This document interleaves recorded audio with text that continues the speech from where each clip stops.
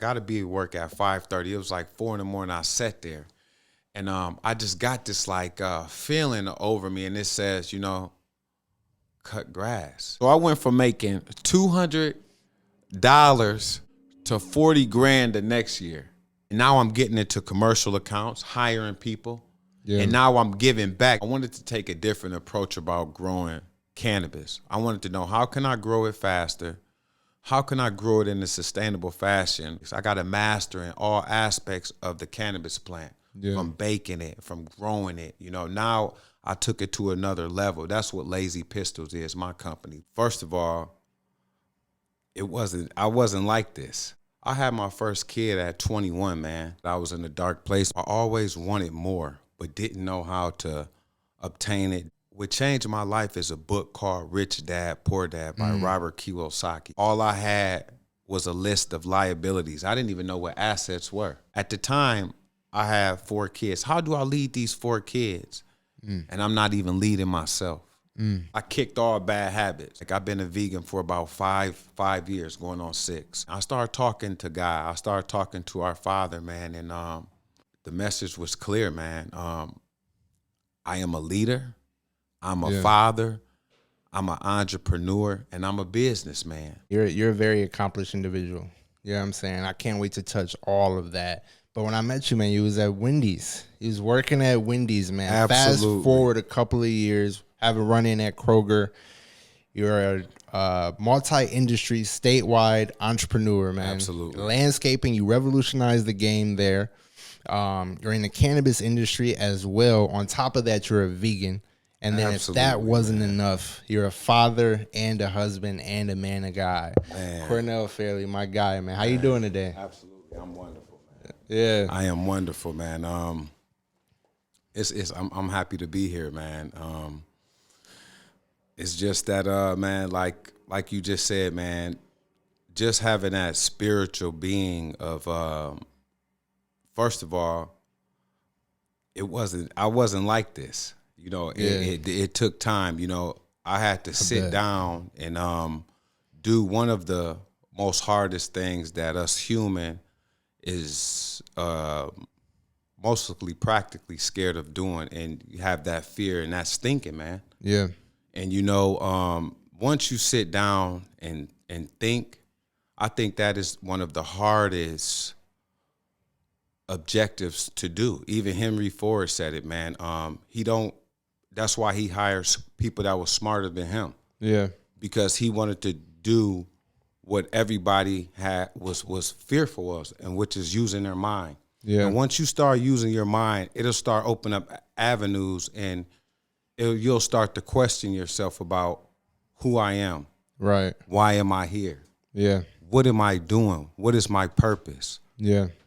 And sometimes, man, a lot of people can't find that. Yeah. No, that's true. They can't find their purpose, man, and they leave this world, man, with their glass and their cup full. Yeah. God wants you to pour it all out, man. Yeah. That's what we here for, man. Yeah.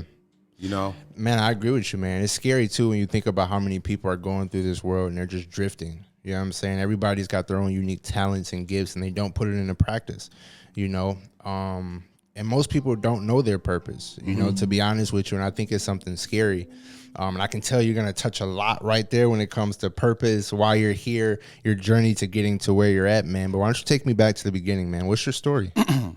So, man, I'm originally from born and raised in I was born in Ann Arbor, Michigan, raised in Ypsilanti, a small town, Ypsilanti, Michigan, man. Shout out to everybody out there, man. I love Ypsilanti, but that's where I grew up. My mom had 5 of us, 2 boys, 3 girls. Yeah. My older brother and older sister, they're twins, fraternal twins. Wow. Yep. And as growing up as a child, man, I always wanted more, but didn't know how to obtain it, didn't know how to do it, We lived off welfare food stamps and stuff like that, what I mean, as growing up as a child, but it wasn't bad, My mom took care of 5 children, and she was, before she passed away, man, she was disabled, you know. Wow. Yeah, she was disabled. Wow. And I'm sorry to hear that. yeah, absolutely. No worries, man. I keep it right here on my chest. That's who carries with me everywhere I go, man. She was a strong woman. And, you know, and the more I sit down and think about the type of woman she was, man, and it brings back a lot of memories of some of the stuff that she used to tell me, you know, about, you know, just the world itself, you know, and living in it, you know. Yeah. But yeah, I graduated 2005 from Lincoln High School. Shout out to Imani Bates, you know, Cleveland Cavaliers. I seen him win the states out there at the Breslin Center. Brought that home for us. From a small city of Ypsilanti. But yeah, and after I graduated, man, like I said, I didn't know what I was doing, man. I was very, you know, my father was in and out a lot in my life, so I was probably very, I was very vulnerable, man. Started having babies, man, and you know, got into the partying world, and you know, just thought I was just doing something, you know, as a average, you know, young adult black man out here, you know. I got licensed, you know, get my first job, you know, working for somebody, you know, making somebody else rich, but didn't know none of this at the time. You know what I mean? How old were you at that time? I was about, I had my first kid at 21, man. Okay. Yeah. My daughter's 18 now, graduating this year. Congrats. Yeah, thank you, man. So it was a lot of trial and error, man, I would say, you know, and being a father changed me, but at the same time, growing up and watching how my father was in and out of our lives, at that time, I didn't know, you know, how to be a father, you know, but I still had my mom there who was very supportive of everything that I did, every mistake, everything, man. She was there, never left me, you know, never left me. If anything, I was the one who was out here exploring the world, man. But she was a very, very Christian, always into God. Every Sunday, man. Yeah. I remember growing up, always in church. Stayed in church, man. Sunday stayed in church, you know. She always kept that Bible close to her. But as growing up, man, I always wanted to find a way, like, how can what am I doing here? You know, as I got older, graduated high school, started having kids, you know, went to community college and ITT Tech. Okay.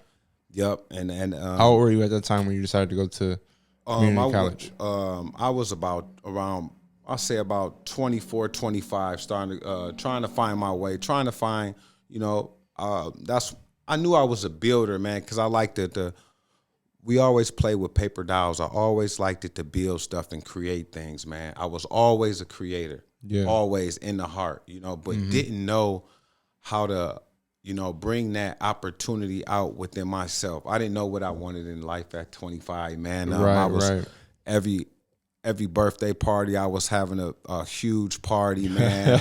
I wanted to living be the freshest. Yeah, you know what I'm saying? Making kids. Was you wearing suits at that time? No way. No way. No suits. I was not wearing no suits at the time, man. But the girls was my priority, man. And I think that's what drove me down a dark road, man. Wow. I didn't know my purpose. I didn't know what I was doing, you know. And like I was saying, bring it back. But my mom knew who I was the whole time. Yeah. The whole time. That's amazing. So she knew who I was before she passed away, man. And she always told me I was going to be great, but stop having kids, man. Yeah.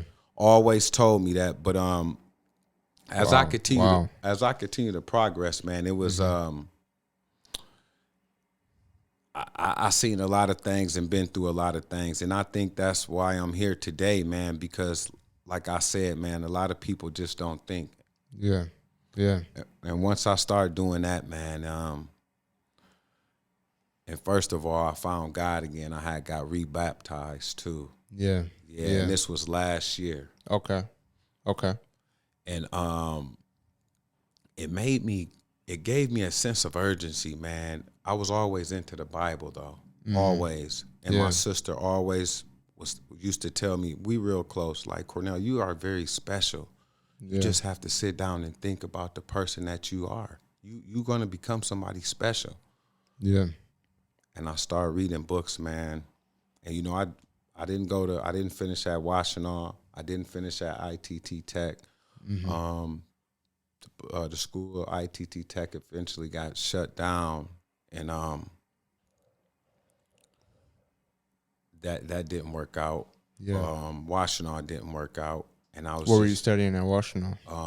Architectural drafting. Okay. I was studying architecture. That's why you said I always knew I was going to be a builder. Yeah. And I was studying architectural drafting at Washington, but I couldn't grasp onto it because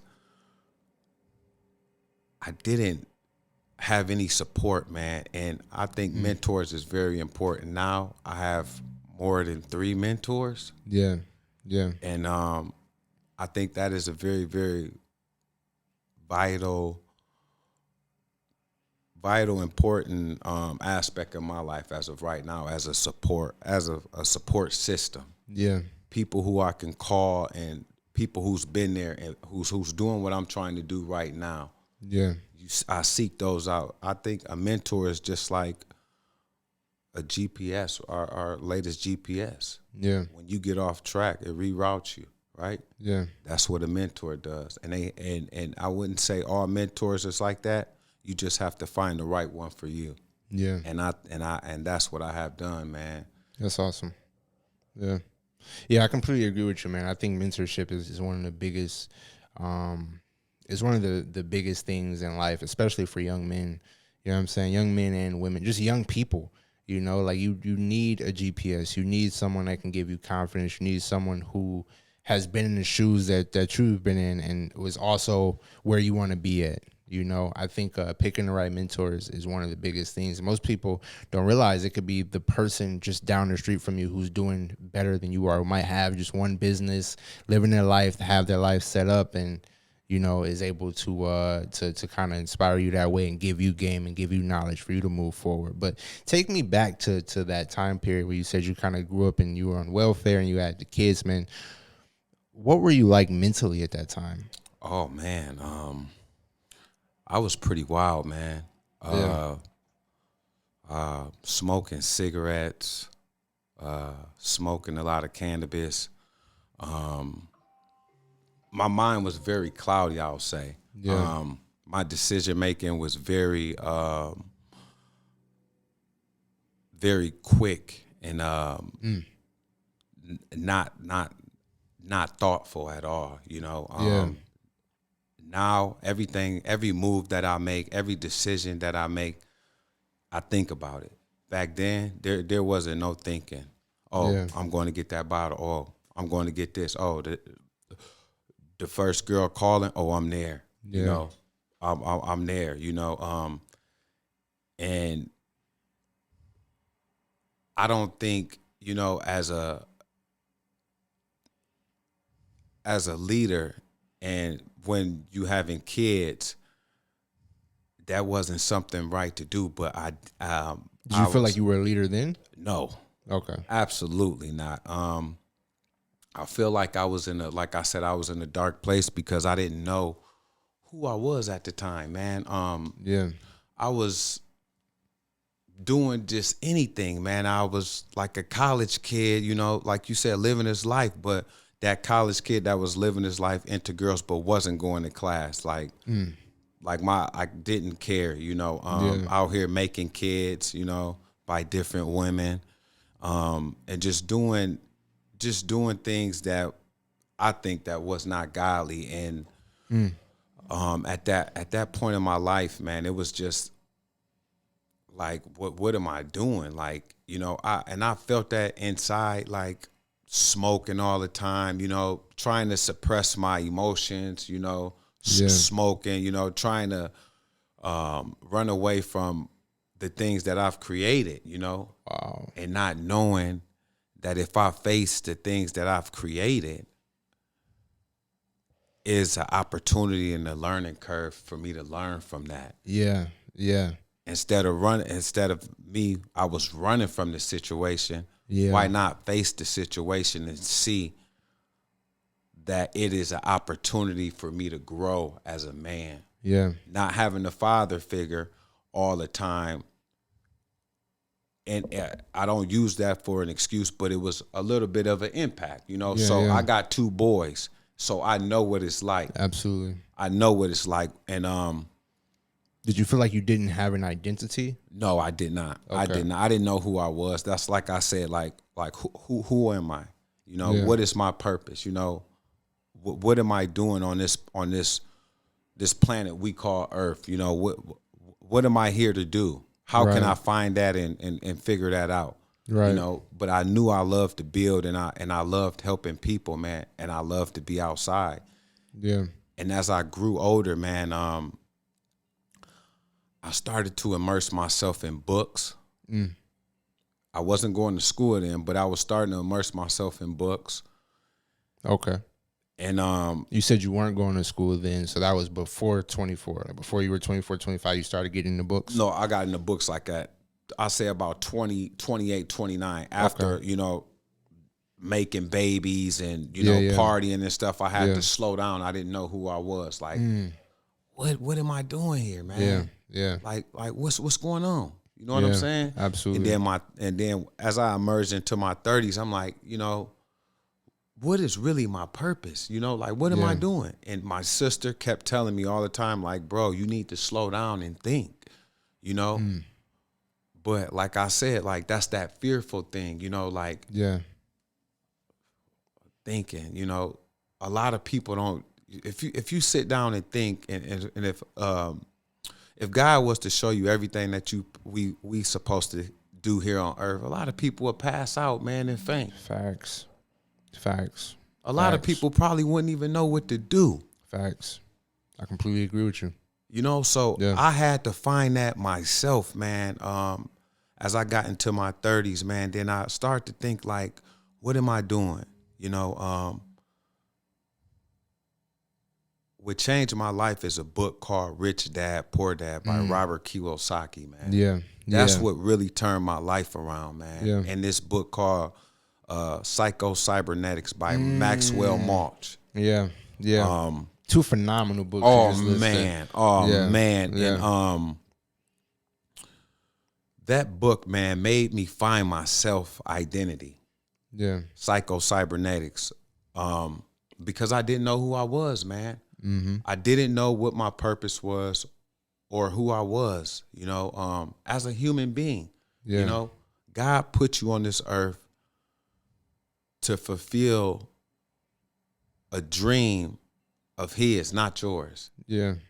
And once you realize that, and once we put our self-dignity and our self-pride to the side, and you really immerse into your inner being, not the world, block the world out and focus on you and start to immerse in yourself and your mind, things will open up, man. Facts. Things will open up. And that's what started happening to me. I started being more of a thinker and a writer. And once I started doing that around my 30s, I say about 30s, about 35, 36, man, that's when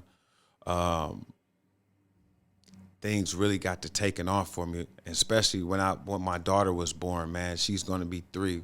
So that vegan aspect, I've been a vegan for about 5 years, going on 6. Okay. Congrats, by the way. That's tough. Yeah, man. It's a challenge, man. I will say it's a challenge, but were you overweight prior to being vegan? Absolutely, man. I was overweight and the knees was getting to me. No. How big were you, if you don't mind me asking? Right now, I'm 179. I don't go over 179. Yeah. Before I was vegan, man, easily 220, 230, 240. Wow. You know, Gucci man belly. Facts, man. Yeah. Gucci man belly. You know what I'm saying? Yeah. That's my guy. That's my guy too. Shout out to Gucci, but that's my guy. But yeah, man, I knew I wasn't, man. I knew this wasn't me, man. And I could feel the because health is wealth, man. Now that I know that health is wealth, man. I agree. So, wow. I said, man, like I said, I started writing things down every day. First and foremost, I kicked all bad habits. Okay. I kicked every single bad. I wrote it down, and writing stuff down, and when you looking at it, it becomes more real than saying it. Oh well, I'm gonna start losing weight and I'm gonna become vegan. Okay, yeah, you say that today, and then tomorrow you eating a cheeseburger. Facts. You see what I'm saying? But when you put it on paper, in your mind, like it's like your mind taking a picture of it. Mm-hmm. But I took it to the next level. I put all my bad habits on a piece of paper. And I went somewhere quiet. It was at nighttime, and I never forget it, man. It was 2000 before the pandemic, before COVID hit. I'll say 2018, 2017. It was a real summer. It was on a summer night. I'll say about May. It was around May, and I was reading one of my books. Mm-hmm. And it stated that if I wrote down my bad habits and go outside and look at it and put a lighter to it and look at them while they burn, it burns in your mind too. Really? What book was that, man? Try it. I can't remember the book. I don't know if it was that Psycho-Cybernetics or it's a book, man, that I cannot. I still read it, man. It might have been Psycho-Cybernetics. It might have been that. I think it might have been Psycho-Cybernetics because it touches on that too. And it probably was that because I read that. I still read that book now, man. It's on Audible, so I got a lot of books that I replay a lot. But I did that. I did everything that this book told me to do, man, and it changed my life so fast, man. And I mean, when I mean like fast, I mean gradually in a matter of 3 to 6 months. Wow. Quickly. Wow. Quickly, man. Wow. And after I burnt that paper, my thinking started to be different and clear. Like I started immersing into thinking, man. Yeah. Yeah. And I always was into cannabis, started growing it in my stepdad's backyard, trial and error, always was growing cannabis. And I always looked at it as a holistic approach and healing aspect, but my thing was I was abusing it, there's a difference between using it and abusing it. And I for sure was abusing it. All my friends, we abused it, man. And so that book right there changed my way of thinking. It changed my sense of urgency. It changed my awareness, and it just changed, for me to look at the world different, especially in Rich Dad, Poor Dad. I would say this, man. At that time, all I had was a list of liabilities. I didn't even know what assets were. Yeah. I was a liability. That's a different approach to that book, to look at it that way. Man, I was a liability. You know what I mean? Yeah. And at this time, were you married? Yeah. No. Okay. I never been married. Sorry to say. Yeah, I never been married. So I was a liability, man. So and it was pretty scary, man. And the more and more I sat down and thought about my decisions, the more and more things start to open up like a book and become clear. Like this is what you is what you're not supposed to do. Do this. Yeah. And the more I spoke with our Heavenly Father, our God, because you have to believe in something higher than you. First of all,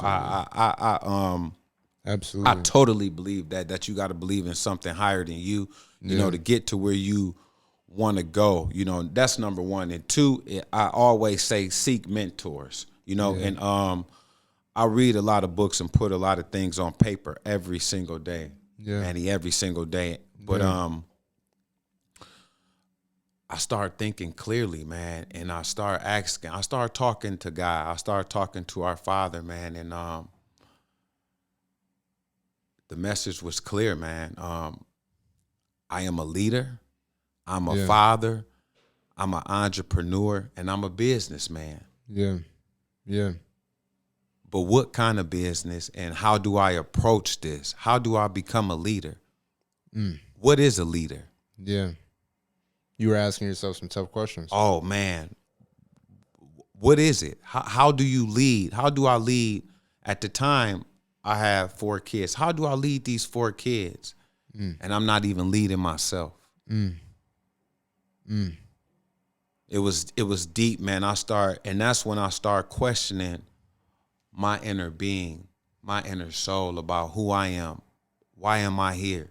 Yeah. I start asking myself those questions, you know, what's my purpose in life? Yeah. And that's when I found, like, my purpose is to lead and to help others. I was very selfish, man. Yeah.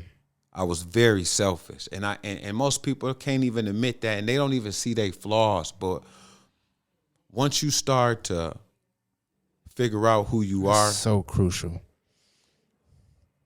Doors are open, man, and God will start showing you the opportunities that you're supposed to have in life and how to obtain those opportunities. Yeah. And that's when I started, man, immersing in my diet, the way I think, my kids. So you had this moment with God. Was this previous to being vegan, previous to reading Psycho-Cybernetics and the books? Okay, and Absolutely. it all steamrolled into this. So I started my cannabis business, and was that first before landscaping? Yep. Okay. So I started my cannabis business first. Okay. I was always a connoisseur for the plant, man. Yeah. But I just didn't know. I seen all my family, how it impacted them in a positive way, not a negative way. Especially my brother, my older brother, man. He was always on Ritalin, you know, as growing up, and I seen what the cannabis plant did to him. It calmed him down, and it made him where I could communicate with him on a level that, you know, a high level, you know, because as taking that Ritalin, it suppresses his mind, and it just shut him down. He was just quiet all the time taking that. But when I seen what the cannabis was doing, you know, especially for me too, you know, I started to immerse in, and I started to dive deep, like, what is this plant? And it is a natural, prolific healer to the body of all aspects, man. We have a system that's called the endocannabinoid system. You have it, I have it, we all have it. And what the cannabis plant does is has THC, it has terpenes in there, and it has cannabinoids in there. And depending on your structure of body and how you diet, you can be healed by that cannabis plant, man. You know, everybody like to smoke it because of the fast gratification. Yeah, the high. The high, right? But they don't know a lot of people, they just don't know, because, you know, if you ignorant to a situation, what do? You go get educated. And that's what I was. I was very ignorant, just smoking it and just, you know, going to sleep, falling asleep everywhere, just smoking it, but didn't know that I was abusing it, and I didn't know how to use it. Yeah. Now, as I was growing, I started to learn about it, going to classes, getting certificates. I got a master in all aspects of the cannabis plant, from baking it, from growing it. You know, now I took it to another level. That's what LAZYPISTOLZ is, my company. LAZYPISTOLZ is a superior cultivation, and it serves all Michigan retail cannabis company. Wow. Offering a sustainably grown product at a competitive price. Yeah. You have an Instagram for it so people can check it out? Absolutely. What's the Instagram? Is it LAZYPISTOLZ? Yep. Okay. And we call it the Aero way because it's our plants is grown in the air, in an aeroponic chamber, just roots dangling from a chamber and getting water, just mists of water and intervals sprayed on it. Faster growth, 40% more yield. It's sustainable.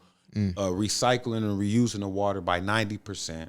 And using less than 70% of nutrients. Wow.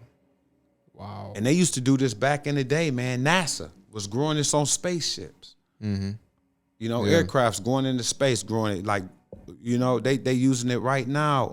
The aeroponic methods to grow fruits in a sustainable way instead of using, you know, even though the soil and the cocoa and without medium, you know, it's better for the body. It's cleaner, you know. Just like a vegan, just like me. It's clean, you know. You don't have to worry about spraying pesticides or none of that stuff on a plant because how it's grown in an enclosed environment, automated. Wow. And you have a tech that's there making sure everything that, you know, from pests to any kind of things that can harm that plant is not there, you know, at the right temperature. And I didn't know none of this. I started to learn about it. I started to learn about the terpene profile. I started to learn about how can CBD heal the gut, you know, from gut issues, which is one of my little daughter, her mom have gut issues. Wow. So the CBD and the THC 1-to-1, it heals that. Wow. You know, and she don't have those kind of issues no more. Right. So just learning it's like a natural medication. A natural medication. Awesome. Yeah, instead of using opioids, narcos and you know, pain medication that eats up the liver, eats up the bone marrow, you know, because eventually what you're doing after continue to take all that medicine, it breaks down the body, and after your body breaks down, your immune system gets weak, and that's what I started to learn about. You know, even my stepdad, he used the gummies for his pain. You know, I got him off the pain medication. He using the gummies, knowing the difference between, you know, because like I'll say, some of us just don't know. You know, uneducated. And if you're uneducated, you let them know what this do. It's like a sativa. It's an upper. Indica. It's before you go to sleep. It's pain in the couch. You know what I'm saying? The hybrid. It's a balance between the both of them. You see what I'm saying? So it's just a preference, you know. So he does a lot of work outside, you know, got horses, and you know, sometimes he be in pain, you know, and he doesn't smoke, don't like to smoke, you know. Smoke is smoke. I always say that. It always affects the mind, always affects the lungs, always affect the body. But when you taking it in and ingesting it, I mean, eating it as an edible or something like that, that's different. It breaks down in the body different. It really? Hits the absolutely. How so? Smoking is instant gratification, first of all, and then you putting smoke in your body. So, okay, you getting the effects, but you're not getting the full effects from that plant because you're smoking and you burning it. So it's you burning basically all the compounds of the plant, the cannabinoids, the cannabinoids. You burning up the terpene profile. You really, you know, people like to smoke it because it tastes good. But if you was to break that plant down that you smoking, from the terpenes, the linalool, the linalool, the limonene, all of that's in the plant that really cures the body. It's a different kind of approach. It's a way different kind of approach from smoking the plant. So wow. Okay, got it. Absolutely. So I told my stepdad about it, and now he don't even take pain medications, man. all gummies before he go to bed. He'd take, or if he hurting, he know what to do because I educated him. That's all it takes. Yeah. 30 minutes to an hour to educate somebody about, how to get off the pain meds and what it's doing for the body. And he know that. He realized that. And then, like I say, know about your diet. And he started dieting. This guy, slim now, man, working in the yard, smiling, healthy. Yeah.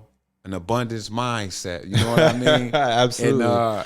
And he talking different too, man. So it's a blessing that you can, like I said, when you can reach out to another person and touch them, not just, on the aspect of just giving them knowledge, but just checking up on them, man. People, people take that in consideration. This person called me, instead of asking me for something, he calling me, educating me about something, about my health, something that I know I need to do, but showing me how to do it respectfully. Yeah. And it's amazing, man. That's my first business that I started, and I started to heal people off the cannabis plant, man. And that's when I met my mentor, one of my mentors, but he was doing it on a bigger aspect than I was. And what's his name? Will Bowden. Shout out to him, man. Yeah. Grasshopper Farms, man. And how'd you guys meet? I met him at an event through another. Because I was on the it's called Michigo, a cannabis committee, because I was doing aeroponics, and I got into hempcrete, and they allowed me to go on there and educate people as well. I was on the committee with a lot of other people too, but I think they took it to another aspect. But I am on the CCC committee. Cannabis cultivation committee with the Cannabis Association industry right now. Okay. So and I'm also always looking for ways to we do a lot of R&D, looking for ways to extract the plant, and because the cannabis industry is so saturated, man, and so saturated. Yeah. Really? Yeah, absolutely, man. There's a lot of people. They're weaving a lot of people out because of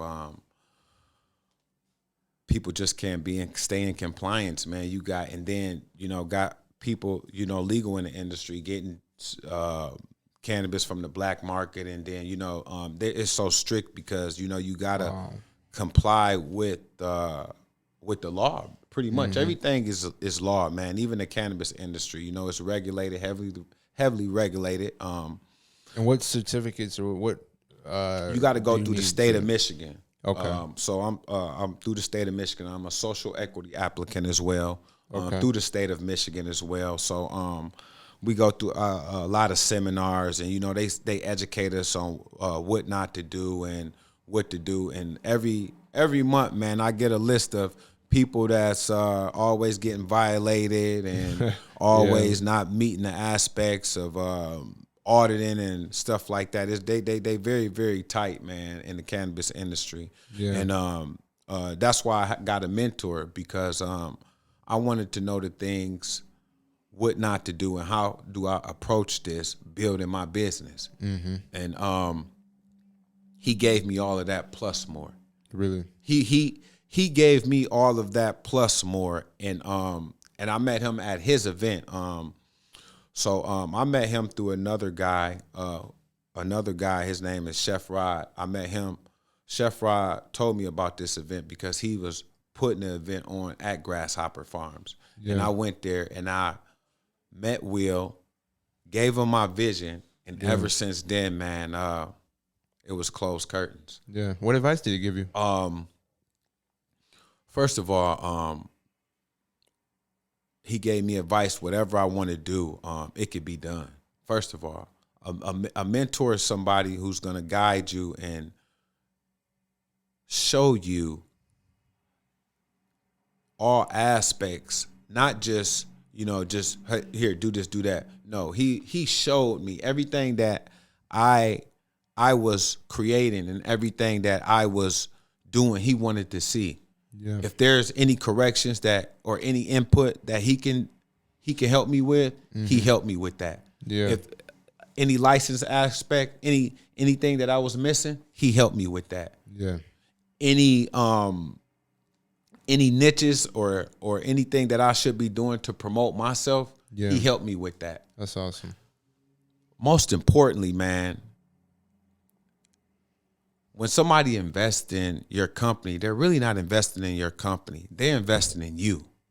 You, the person. Yeah. You know what I mean? And, you know, I bring a lot of energy, and he knew that I was passionate about what I was doing and what I was trying to provide for the community and for the nation, man, you know, it's bigger than me. And once you realize that, man, like I said, people love to help you, especially when you can help yourself and somebody else, and give back. You know, that's number one, man. Giving it back in perpetuity. You know, and that's what I was always about, as well as pouring into myself. He poured into me so much, man. I started pouring into other people and didn't even know. Because he's such of a mentor and such of a ship guidance, man. I was so blessed to meet him, man. I got the grips on that guy now. I don't. I bet. Man, he sent me newsletters of everything that he's doing every week, man. And I am so blessed that he is my friend, not just a mentor, but a friend, a guy that I love, as well as shout out to Bruce Granger too, my other mentor on the aeroponics aspect, man. It's like a whiz. He's a wizard when it comes to that, man. Yeah. And learning from them two guys, man, I've learned a lot over the years. Was it because of them that you did the aeroponics route, or did you do the aeroponics beforehand? Nope. So beforehand, I was growing it in the soil. Okay. I wanted to take a different approach about growing cannabis. I wanted to know, how can I grow it faster? How can I grow it in a sustainable fashion where I don't have to deal with soil, you know, deal with it being outside, and how can I grow this thing in a fast-paced environment where I can continue to help people instead of having to wait 6 months or having to wait almost to a year or 7 months for a crop, 10 to 8 weeks, or, you know, 13, 14 weeks for a crop to heal people. Right.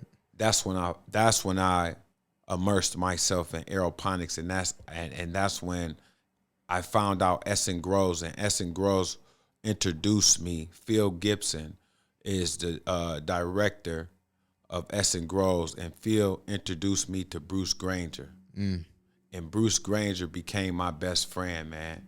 Yeah. It's crazy how crazy how things work, man. When you want to find something, you seek, you shall find. You knock, the door shall be open to you. And that's what I did, man. Man, that's awesome. And that's what I did. And I took Lazy Pistols to a whole different level, man. Like I said on Instagram, you can see where it started and where it's going. And on the healing aspect, man, it's fantastic, man. It's something that that I'm trying to continue to push, not just in my community, but even people at my church come to me because they know that I deal with cannabis, and they know the aspect that it's a healing. It is a healing medication, medicinal, man, for the body. And some people at church pull me aside, like, you know, Cornell, you know, you deal with cannabis, you know, and I got these kind of gummies, and there's CBD, but I got knee pain, you know, I just, you know, or one of my colleagues was dealing with cancer, and we, you know, she wasn't eating right. Helped her diet, you know, figured out her endocannabinoid system, and we was able to, you know, suppress some of that cancer, and you know, just just how the terpene profile and how the cannabis work, man, it's amazing. It's like a plant of magic. That's what I call it. Yeah. It's a plant of magic, man. But yeah, so what would you recommend people start if they wanted to educate themselves on it? Where would you recommend that people go to kind of start the educational process for them?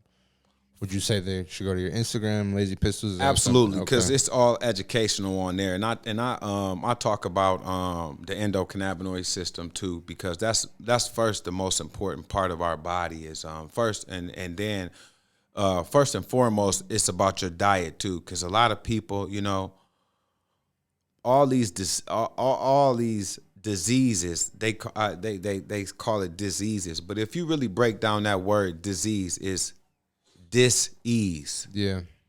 You're in a dis-ease situation. So it's something that you're doing in your health that you're not taking care of. So I say that number one, because health is wealth.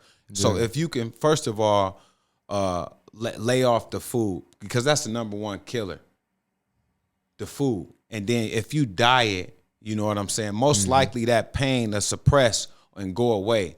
And if you're going through some kind of outside internal pain instead of external, we got it's balms and stuff for that can heal that just by lotions, you know, and diet it the right way. But I would always say educate yourself first. And Lazy Pistols, we do that. Okay. So we do that. So great. And then so from cannabis to then landscaping. So, man. And by the way, you're all green. Vegan, what you take in is green. Both your companies deal with green. That's awesome. All sustainability, man. Yeah.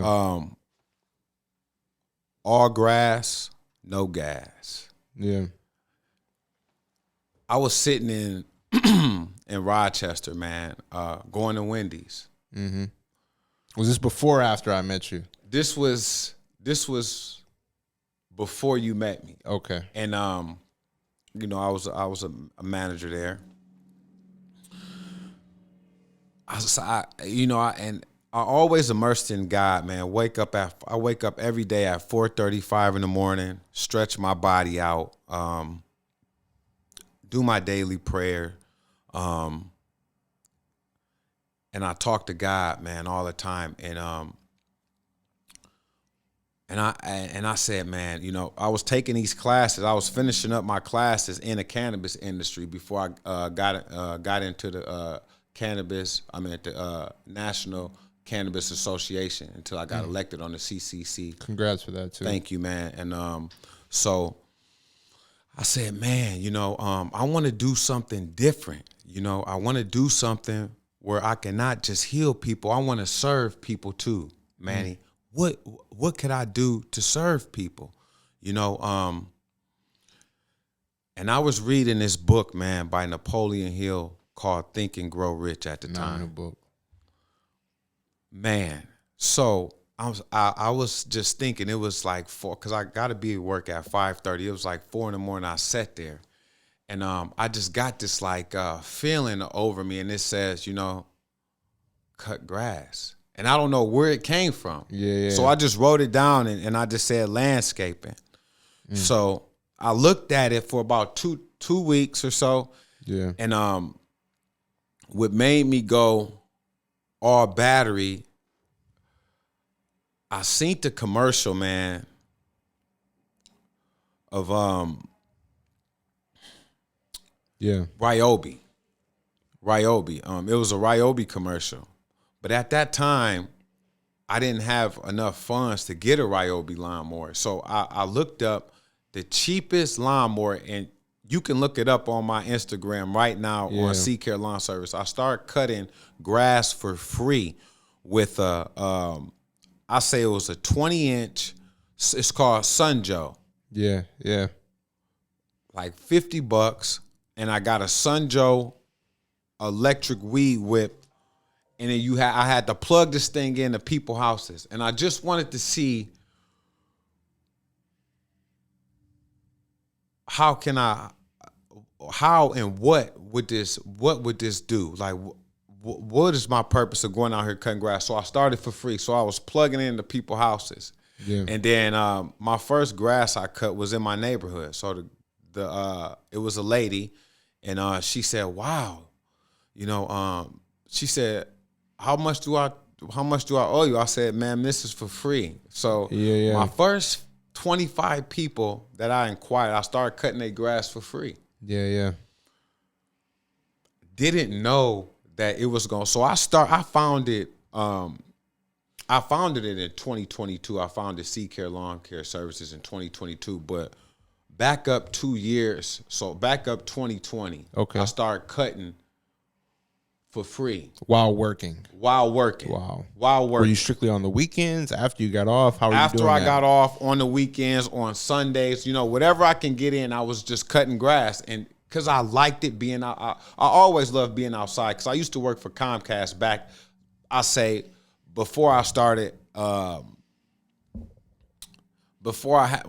I had my son is 10 years old. So I say when he was 2, I was working for Comcast. I always loved to be outside. I love the pole. I know a lot about cable, man. I love to be outside. Snow, sleet, or rain. I love to be outside. So as cutting grass, I'm like, man, this is amazing. Learning how to use a weed whip. Didn't even know. One amateur at it. One amateur at it. So I filed my taxes and made, I say, about $250 off that. I started CCARELAWN Services. It wasn't really all grass, no gas until the next year. So I went from making $200 to about $300 that one year to $40,000 the next year. Wow. Man, so that's awesome. Yeah. But listen, so I started so the next year I said I'm gonna just start cutting grass. So I started for $25 a cut. Yeah. That's awesome. It went from $25 a cut. Now I'm charging $75 a cut because of the quality of it. Yeah. 0 emissions. Yeah. No gas. Yeah. They can come out and talk to me. It's quiet. Mm-hmm. And all you smell is grass. Yeah. And now I'm getting into commercial accounts, hiring people.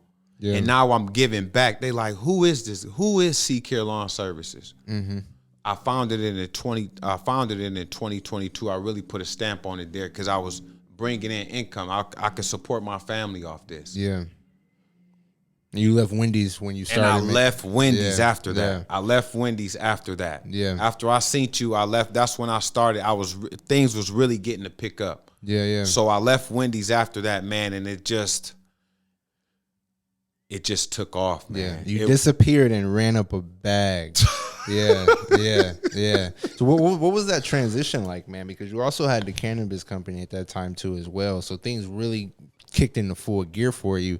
Then you were able to support your family off of it. Talk about like mentally what was going on in your mind during that transition.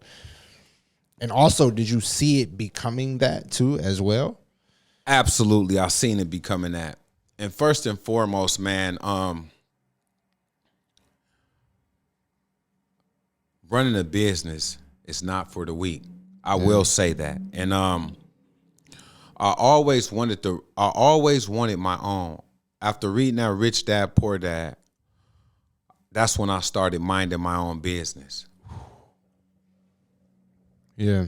That's when I really started to immerse in minding my own business, not everybody else's. That's when I dropped Wendy's officially, and that's when I started immersing myself to start taking classes and educating myself on a personal development aspect, because running a business, I was the accountant, I was the marketing, I was the person going out there knocking on doors, I was doing all the work, I was the phone man, answering all the phones. Yeah. That's when running came into play. Because you got to have a clear mind, man. Transitioning to working for just going into a job, leading people. Because I was always a leader. always a leader. But this is I say this was on a different aspect of leadership. Yeah. Way different aspect of leadership, running a business, a system, learning about a system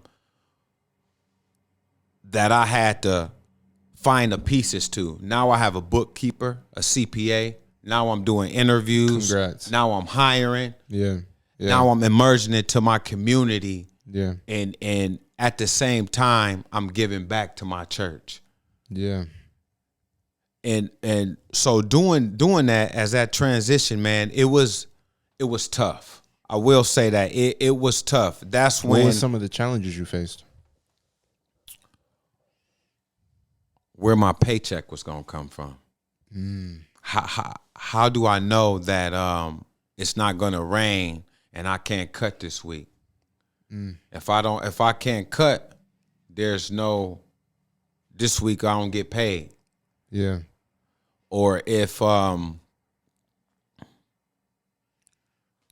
How can I make sure I have enough money to pay this rent?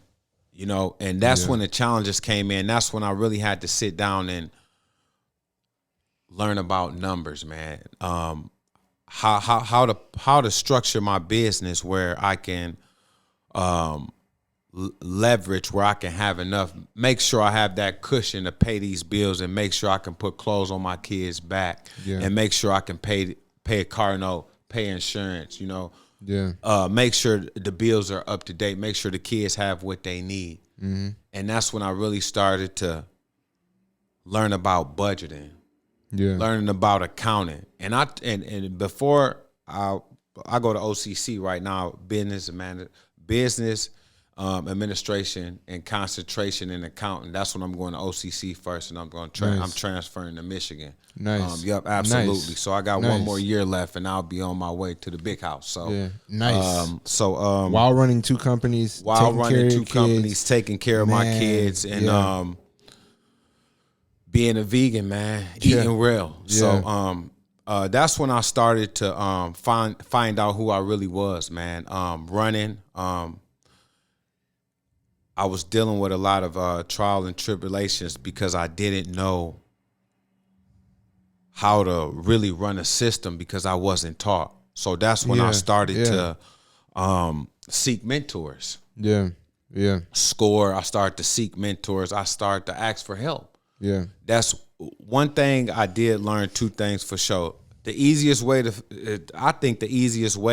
I don't even call it failing, to hit a learning curve is not asking for help. There's a lot of help out there and people just don't know it, or they have that fear and want to do it themselves.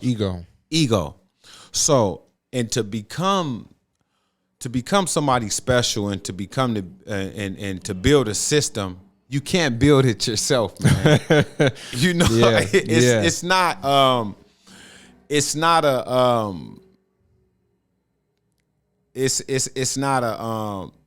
no I in team. Yeah.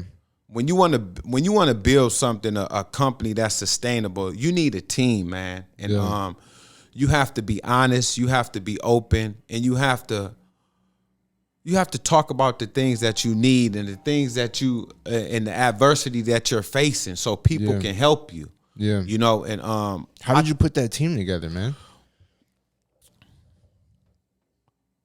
Like I said, it was tough because at the same time I didn't know how to build a team. I started reading. I started educating myself. Like, how are these companies doing this so easy? So I started looking at other lawn care companies. Yeah. You know, I started to study them. How are they operating? Mm-hmm. You know, how are they, you know, making this look so easy? Yeah. I'm working out of a red van. Yeah. You know, how do I get a truck? How do I get a trailer? What steps do I need to know? How can I access capital? Yeah. That's when you build relationships. That's when you go talk to people. That's when you go get a banker. That's when you go get mentors. That's when you go start to build your business, talking to people, networking. Yeah. Your network is your net worth, man. Yeah. And that's when I start to realize, like, you know, this is bigger than me, man. You know, this what I'm building right here, this bigger than me. Cannabis aspect, this bigger than me. And just founded a real estate company. Got a mentor for that. Congrats. Yeah. Fairley Estates is on the way, man. Congrats. I just got my first investment. It's a dog, $5,000. Yeah. But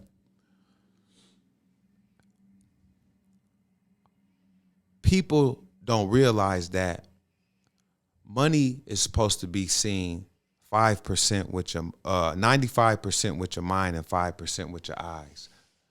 People see money at the world 95% of the time. Yeah. It's supposed to be seen with the mind, not with the eyes. Yeah, yeah.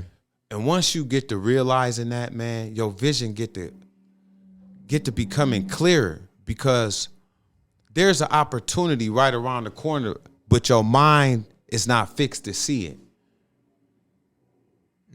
My mind wasn't fixed to see opportunities. My mind was fixed to, I need money. I need money to get this done. I need money to get this done. Yeah. You don't need money, man. Money is just an idea. Yeah.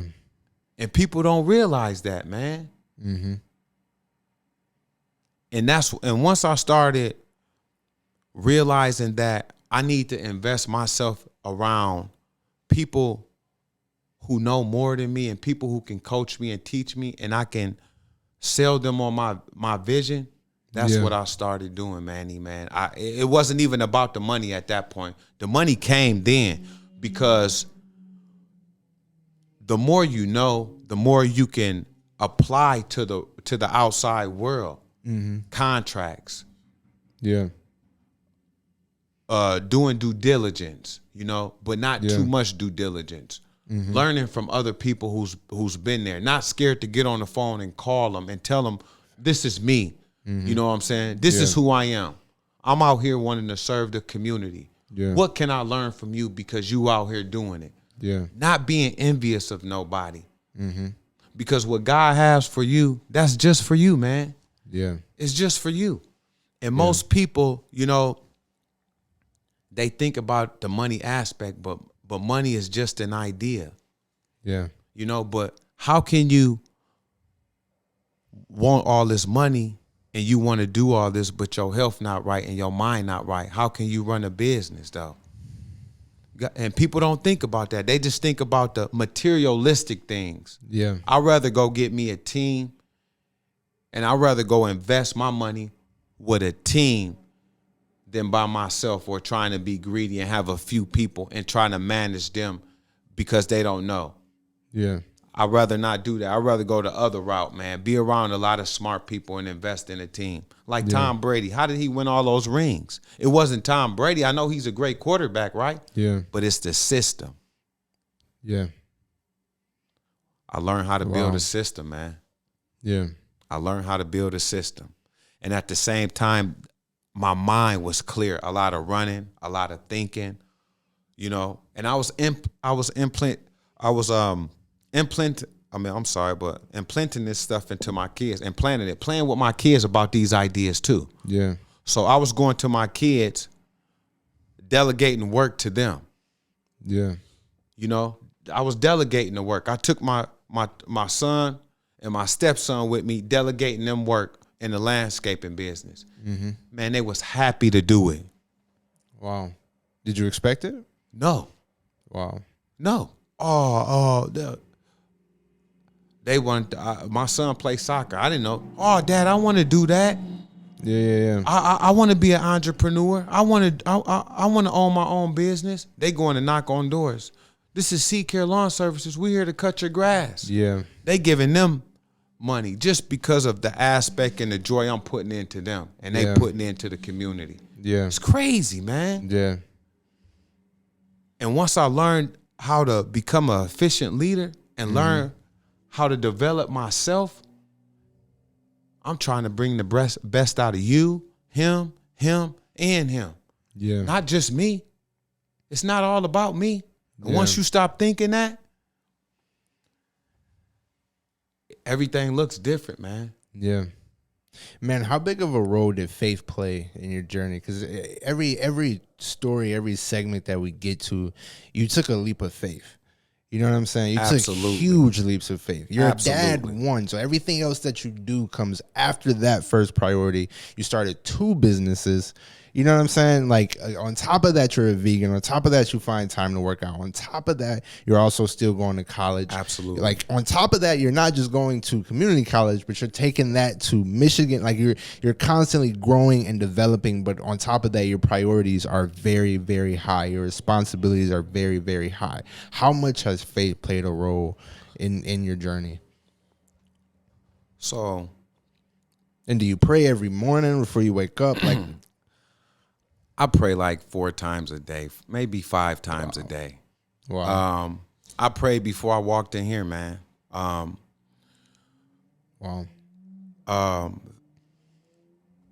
Well, I believe this. Without faith, man, there is no purpose in life. Without consistency, you will never finish. Wow. Faith is the elixir what gives life thought, man. Yeah. You know, faith is everything, man. Like I say, you have to believe in something higher than you to get where you want to go. And I believe without no faith, the heart will stop pumping. The same thing is purpose. You know, what's your purpose, and do you have faith? Are you strong enough to get knocked down and get back up? Or are you just gonna walk away and not build that business? Yeah. How strong is your faith, though? How strong is it on the aspect of believing in yourself? Because if your faith not strong, who's gonna believe in you besides you? Yeah. Okay, success, that plays a lot with faith. Yeah. To become successful, you have to have faith, man. Becoming successful is not easy. Yeah. It's not easy at all.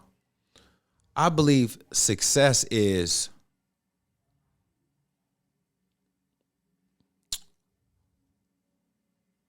an opportunity that God has put you on this earth to do his work. But in order to get there, there's a law. Success is a law. In order to be successful, you have to follow laws. I don't think to become successful you have to work hard. No way. Absolutely not. You don't have to work hard to become successful. I think you have to follow the law to become successful and be good at following the law. And what law are you speaking on? The world. Everything is a law. Gravity. You know, for me to come in here, there's laws. You have to open the door. Yeah. Just like driving a car. Just like an Apple phone. Yeah. It's before you get an Apple phone, it comes with a manual. Yeah. If you read that manual, and most people don't even read it. I don't even read it. But if you read the manual, it'll tell you. Yeah. Yeah. Do not take this phone apart. Do not do this such and such and such. But if this phone breaks on you or something, bring it back and they will replace it. Do you notice you can go get your phone fixed, the iPhone, if it's some kind of defect? That's in the manual. That's law. Everything is law, man. Yeah. Yeah. If you can follow the law, it even says it in the Bible. Everything is law. Yeah. Success, I believe, is laws and like you say, taking a leap of faith, getting outside your comfort zone. Some people is okay with working, collecting unemployment, SSI. Some people okay for doing that. Yeah. With doing that, with working, you know, and just working their life away, 30 years, 40 years, you know, that's when faith come in. You know, you tell somebody, hey, you can run a business. Yeah. I can't do that. We don't even say that word in my house. Can't, won't, or don't. Those words, we don't, that's like saying profanity. Yeah. Yeah. So your faith have to be so strong, man, to face diversity, number one. Because you gonna face diversity as a business owner, as somebody that's trying to not just change your community, but you trying to change the world on a high level. So your faith have to be strong. So that's when the doors open up and people come at you. Yeah. You know, that's when consistency come into play, persistence come into play.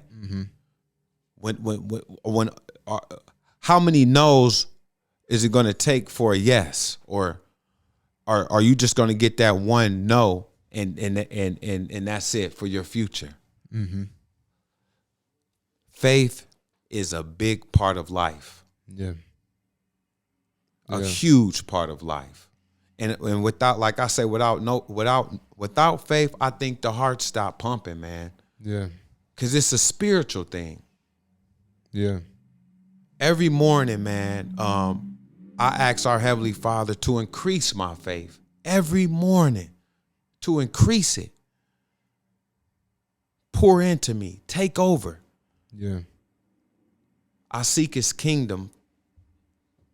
You got to seek that kingdom, man. And we are second, man. Everybody is on this earth, I believe, is meant to be something special. You just have to find it. And you just have to have faith. And you have to believe not just in a higher power, but in yourself. Yeah.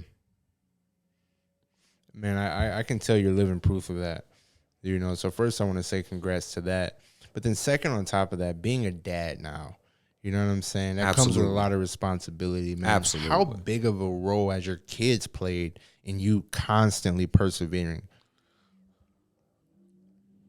That's funny that you said that, man, because my daughter is going to be 3 next month. Congrats. And thank you, man. And my daughter just turned 6. My other daughter just turned 6, and we were all there at the birthday party. She had a swimming party, man, and time just go by so fast, man. And what you do with your time really matters nowadays, man. And as a father, as seeing my father, and don't get me wrong, man. My father, I don't speak bad about him or none of that. You know, I don't believe in any of that. But I paid attention to the things that he did not do. Yeah. So as a father, I want to make sure that I touch on every single aspect and go farther beyond as a father can be for his children, man. Yeah. And there's no manual or book on how to become a better father. Yeah. And if there is one, where is it? Because I want to know where it's at. But these kids nowadays, man, my kids watching me like a hawk from me, from how I eat, how I talk to my investors, how I talk to my bankers, how I talk to my employees, you know, bookkeeping, going out for a run, you know, it is very and vitally important to me, man, as a father, to make sure they are very, very comfortable. Yeah. In a mind state that that they believe too, man, because my daughter is going on 3, man, and can sing God songs, man, can sing the Bible song. She loves to pray. She does not. Nobody is praying before when we eat dinner at the table. I always ask who wants to pray, and my daughter say, "Dad, no, I'm praying." And she's only 2, and it's that amazing, man. She's 22, going on 3, basically. Just her vocabulary, you know, just hearing me speak, you know. It's I am so in awe of her, man. She used the word outstanding, fantastic. 2 years old, you know. Dad, are you stretching and going out for a run? So that is my reason why, and it makes me continue to grow, not just as a leader, but as a father, because they are watching, man. These kids are watching, especially my boys. You know, they know the difference between the asset and the liability, and they're both they 10, and my little son know the difference between the asset and the liability as well. I teach them, man. I think it's very important now to teach it to your kids, man, because I didn't grow up with wealth. And that's what I'm building for my kids is generational wealth. I want them to have what I didn't have, but beyond that. I want to take it to a level to where they can be comfortable. When my soul leave this planet, I'm going to be remembered as one of the most powerful dads in their life. Even my daughters, man. That's how I want to be remembered. And they look at me and they watch everything I do, man. And they are my reason why as a father. And I want to make sure that they do not make the mistakes that I made in my life. That's why as a leader, as a father, I think communication is very vital, and learning how to adapt to them, not them adapting to me, because they are the future. They're going to school. They learn stuff I don't know. So I'm learning to how to adapt to them. They teaching me stuff that my son's teaching me stuff in school that we didn't even learn my age. And you know, and I think it's a blessing, man, that you can have that kind of conversation with your kids, especially with my oldest daughter as well. She's out in Florida, but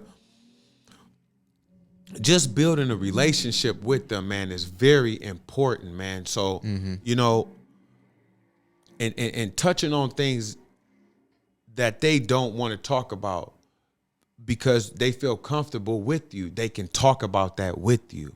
And that is very important to me, Manny, man. That is very important. And as a father, man, shout out to all my dads that's doing it too. It's very, very important, man, because these we're stepping up, man, now. In this generation, there's a lot of dads that's you know, because I got full and sole custody of my son, and I just want the best for my kids, man. I want the best for them. I want them to have, you know, anything that they mind thinks they can achieve and believe. I want to be there to help them achieve that. 100% along the way. Any opportunity that they think that they want to have in life that they can go after, they will be able to go after because I am their support system. And they have wonderful moms as well. Wonderful moms, man. So that's awesome. Yeah, being a dad, man, is that was one of my fears. Like, how do I, you know, really? Why? Because I didn't know, man. I was ignorant to the situation. I had these babies at a young age and didn't know how to care for them. Like, okay, like I got kids, but you know, what am I doing here? Like, how do I interact with this kid? He crying all the time. It's crying all the time. You know, I didn't, you know, my emotions was all over the place. But once I learned about me and learned how to control that and suppress my emotions, and start thinking logically, I knew how to handle the situation because they're babies. They don't know no better. A baby is born perfect, man. If you think about it, when you were born and when I was born, we were perfect. Yeah. We adapted to what we grew up in.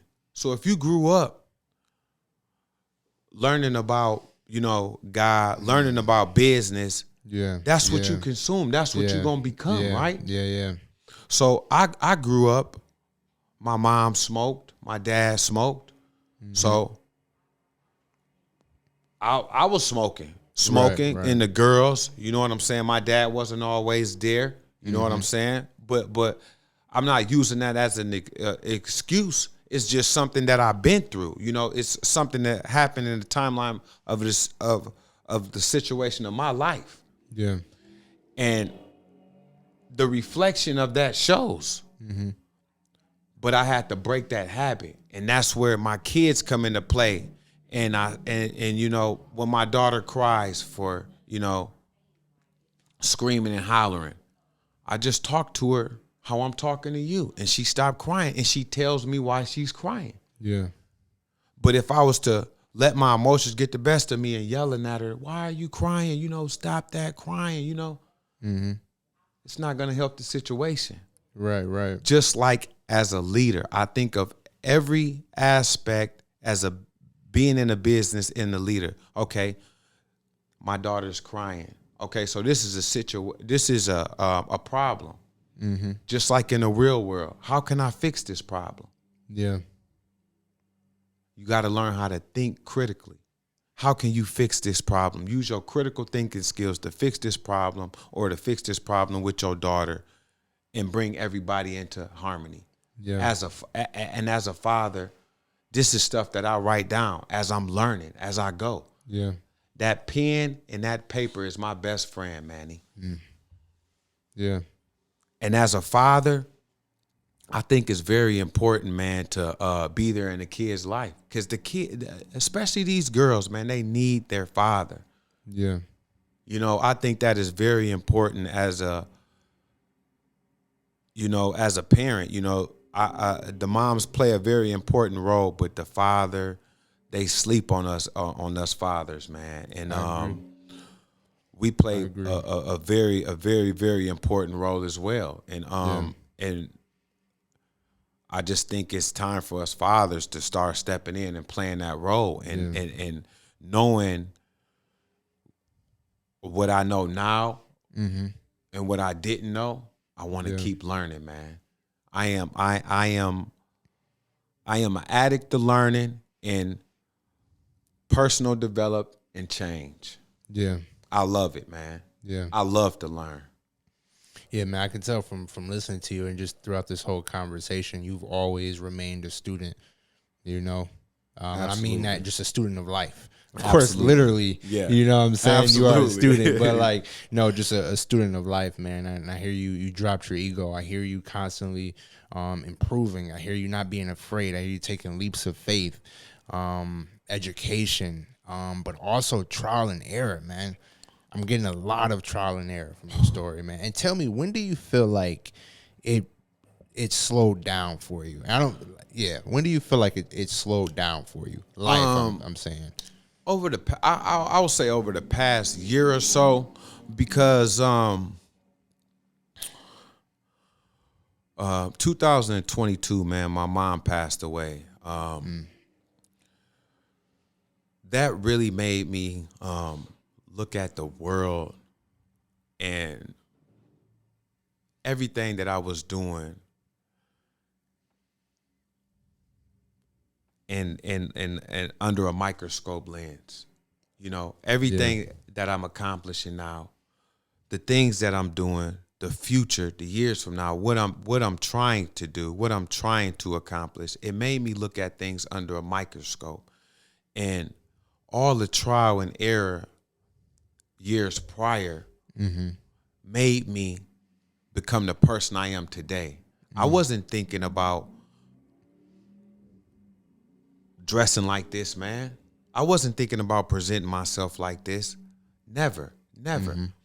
But I wanted to change the narrative, man, because as a business owner and a minority entrepreneur, I wanted to do something different, not just for my community, but for my kids, man. For my kids. Yeah.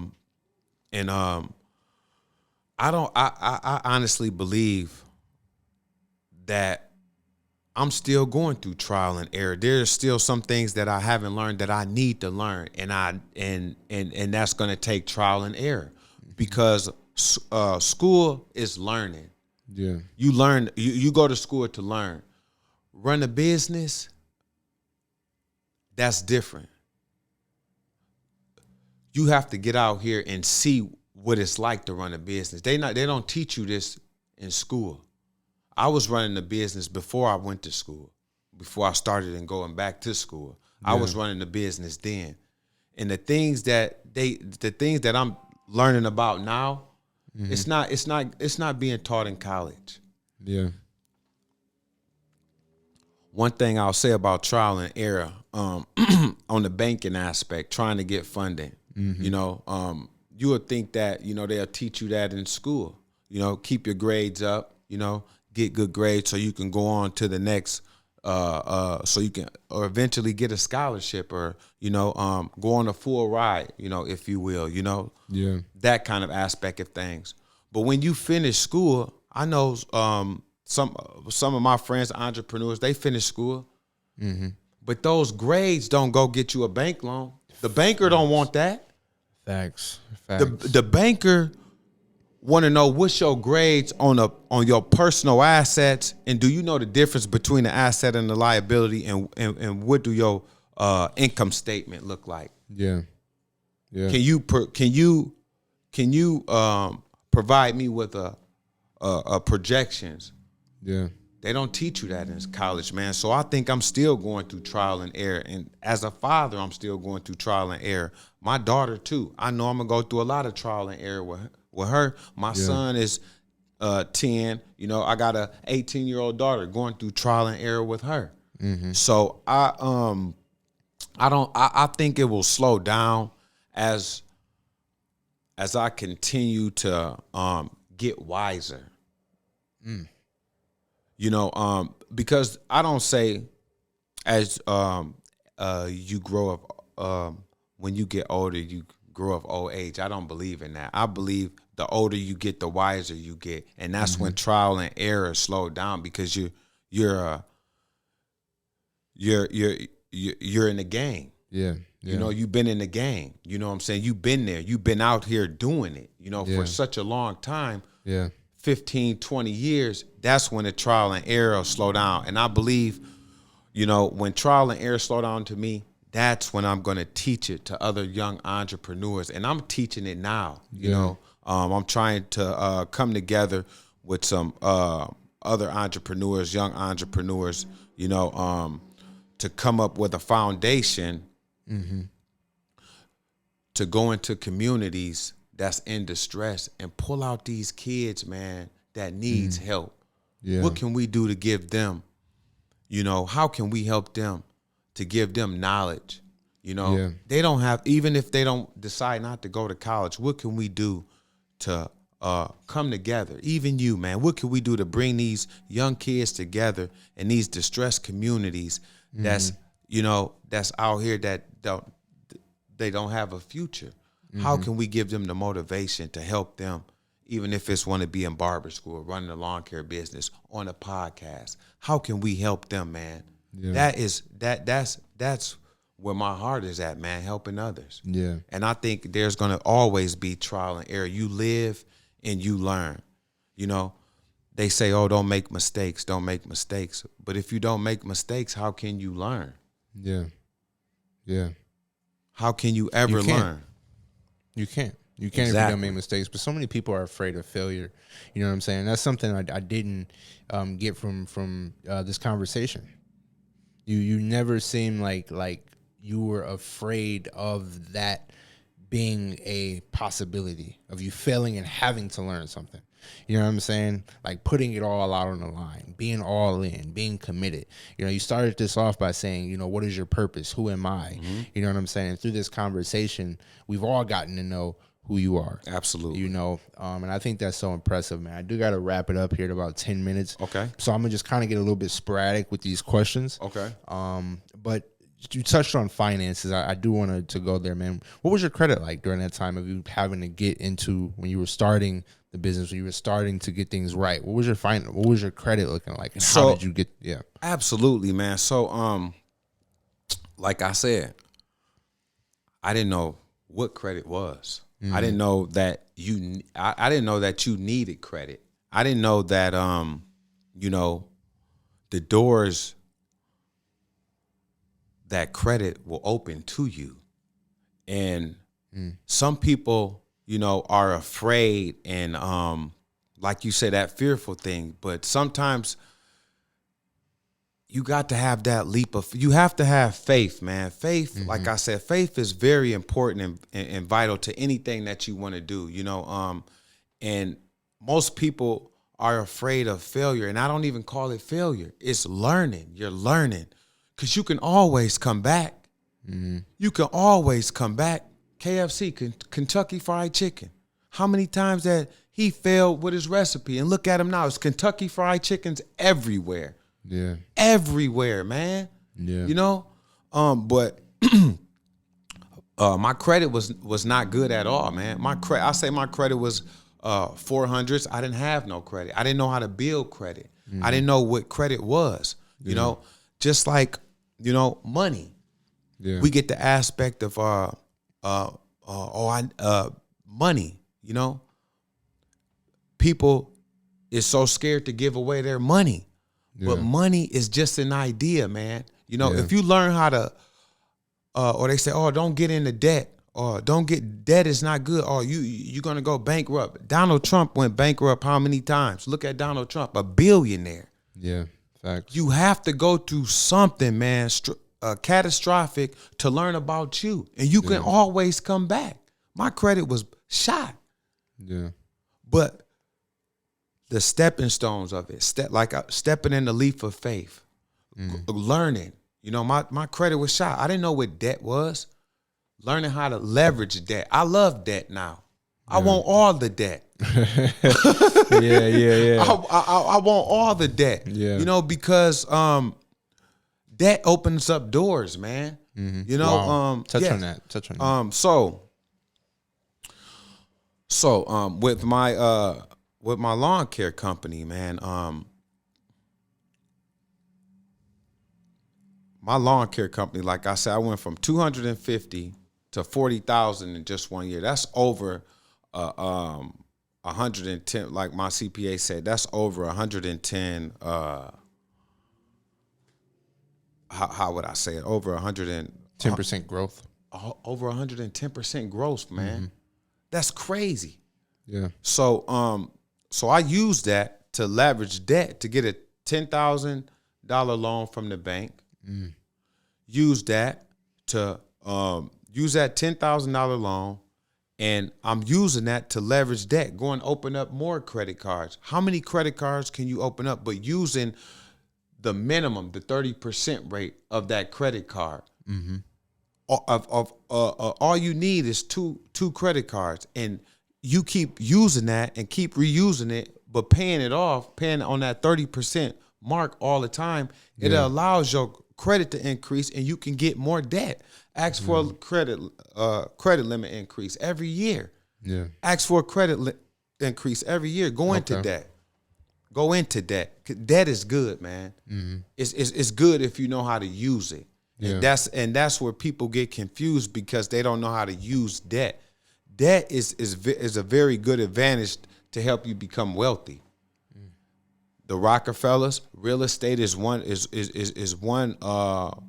tool to creating generational wealth. That's why I'm using it now. Using real estate, building my business to buy real estate to create wealth for my children. Yeah. Using real estate and it's a wash and rinse, repeat. Yeah. But if you can learn, and I'm still learning how to continue to manage debt and continue to know that money is just an idea and learn how to manage people, you can go a very, very long way, man. Yeah. Very, very long way. Man, you talked about being what sounds to me like in survival mode for the better part of your early years, man. What advice would you give to somebody who is in that dark place and they don't see how they can get out? I will say this, that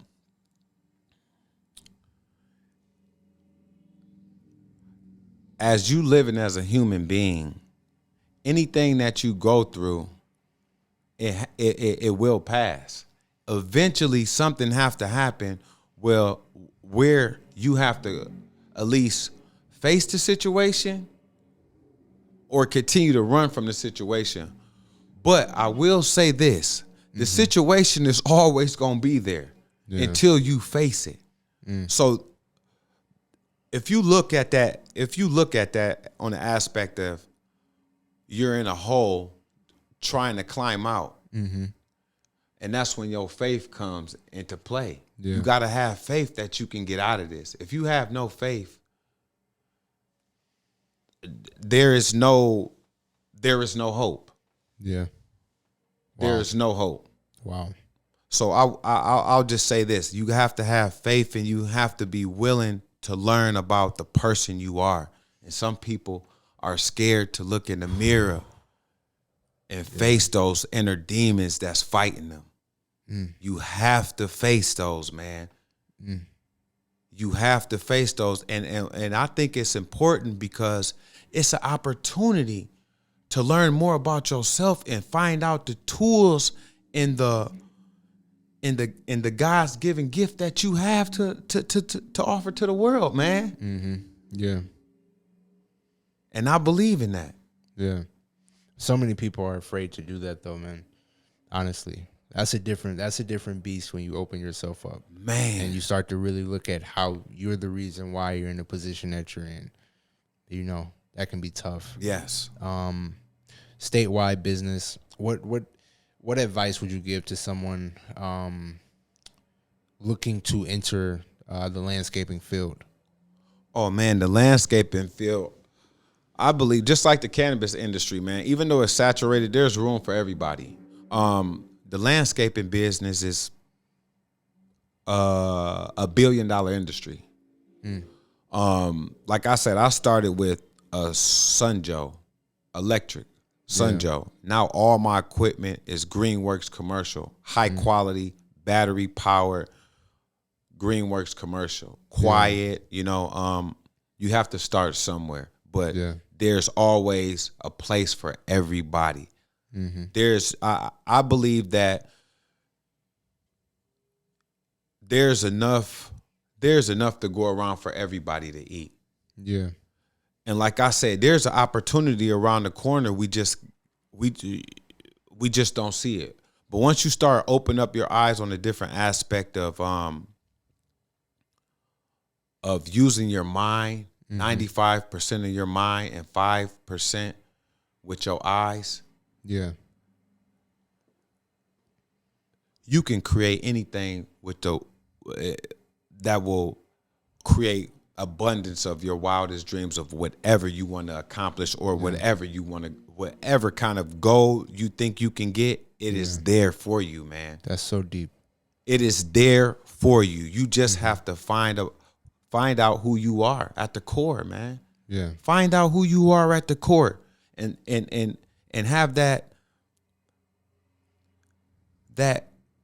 you got to have like a lion. Right? Let me just touch on this like a lion, right? How will a lion eat an elephant? One lion can't eat an elephant. It's not an elephant will step on a lion and crush it. But you notice when a lion see an elephant and make this certain noise, and a whole bunch of lions come out of the woodworks. Yeah. Yeah. You got to surround yourself with people like metaphor. That, man. You got to surround your people. Yeah. You got to surround yourself with people like that, man, with other lions, man. Yeah. And, you know, and once you do that and come together and you know, and that's our thing, man. And I was watching this. I don't know. It was a documentary. It was this black guy, man, going into like a Chinese ring lord. It was a Chinese guy. It was a black guy going to get drugs from this Chinese guy. But it was a ring lord. It was one Chinese guy, but everything was organized. Yeah. And you know, this is true for us, for our community, man. And he said, the Chinese guy said, you know, us minorities, man. He said, man, you know, y'all are trendsetters, you know. Y'all, everything y'all do is great. You know, y'all strong. You know, y'all very intelligent. But you know, one thing that y'all can't do. And you know, the black guy said what? The Chinese man said, y'all can't come together and run an organization like this because y'all be too busy trying to kill each other. Man. Hey, bro, I shedded a tear to it because it was a true. organization, a crime organization. And he was going to get drugs from the Chinese guy. All of them was Chinese, had suits and ties on, running the organization. And he said, yeah, man, y'all very, you know, y'all trendsetters, y'all smart and everything. But you know one thing that y'all can't do is run an organization like this. And that's real, man. If we was to come together. That's real. If we was to come together, man, it'd be a different aspect of life, man. Yeah. A different aspect of life. But, you know, I think that we are starting to wake up and smell the coffee, you know, and man, that is so true. I'm not gonna lie. I talk about it with bro. We talk about it all the time. Yeah, man. Like it's one of the biggest downfalls. Yeah, man. We're so powerful. We powerful, man. We're so very powerful, man. So powerful, and it's like that flaw is so apparent. You know what I'm saying? Absolutely. That flaw is but it's so overlooked. Absolutely. You know, man. Generation after generation after generation is just overlooked. Yeah, that's huge. You're successful in multiple businesses, man. What do you think is one of the first learning curves that someone can expect being an entrepreneur? I wouldn't say expect to fail, but I'll say this: expect to learn, man. Expect to learn and expect to, you know, expect to know that it's not easy and everything that you think that being an entrepreneur is, and thinking that it's easy, it's not. You're going to go through some trials and tribulations, and life is gonna touch you. Life is gonna touch your soul. Life is gonna touch you in situations to where you have to make the decision: is are you going to go back to work to go get a 9-to-5, or are you going to build this business? Are you going to let the business go because you got knocked down and somebody told you can't do that, you can't do this? Are you going to let your friends talk you out of, you know, creating your own paycheck, or are you going to go work for somebody who's going to give you a paycheck? Yeah. That's deep. So it's up to you. Life is what you make it, man. And every day we wake up, man, we make at least, I say, about thousands of decisions. For me to even come here, I had to make decisions of how to get here, to drive here, to all of that. That's what life is. It's about decisions. What's going to be your next decision? Yeah. How are you going to move? Who are you going to impact? When you leave this world, how do you want to be remembered? Yeah. And man, I just want to be remembered as a guy who faced diversity, made the best and paved the way for my kids and changed the narrative, man. Yeah.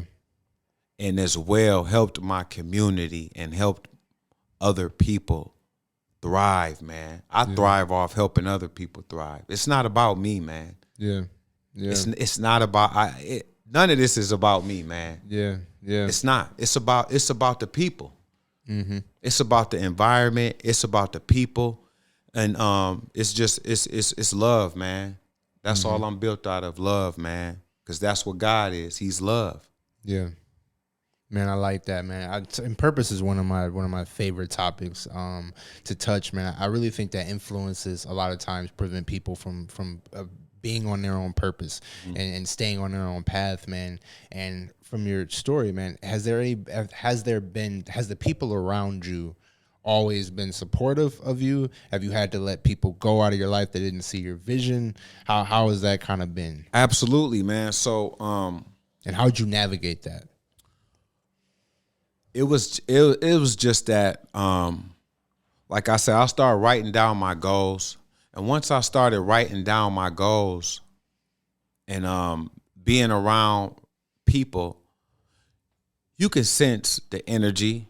You can sense, other people's morals and envy type energy or envy, jealousy type energy. Any kind of energy, jealousy, like any kind of energy of